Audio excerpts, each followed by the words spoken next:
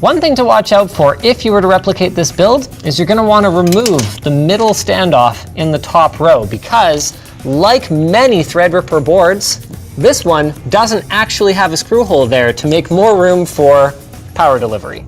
Very thoughtful preparation from the manufacturer here.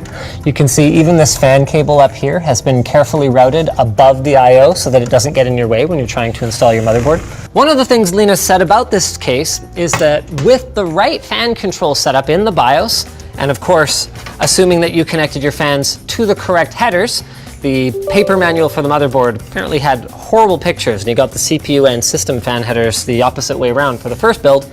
What you get is a machine that is basically silent when it's idling, and then without any annoying whine, although not silent, under full load. For power supply, Linus settled for the GX850.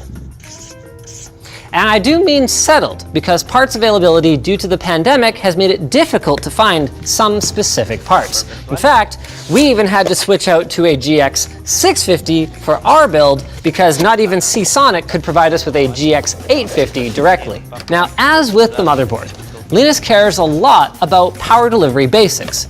He goes, basically, what's the top potential power use of this machine?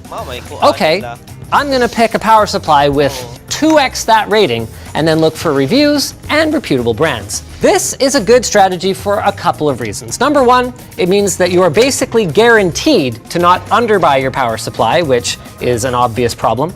And number two, if you're a silence freak, which we know that he is, it means that your power supply may in many cases barely ramp up its fan, if at all, even under heavy load.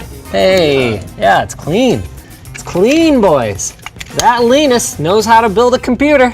For graphics, Linus went with, and I quote, some random Sapphire RX 580 graphics card. Thing is, Linus isn't that interested in gaming and dislikes having to account for graphics. In fact, preferring to just have something modern built into the CPU. And I can understand that, how it's more important to have the correct feature set in the hardware than it is to actually have the performance if you're not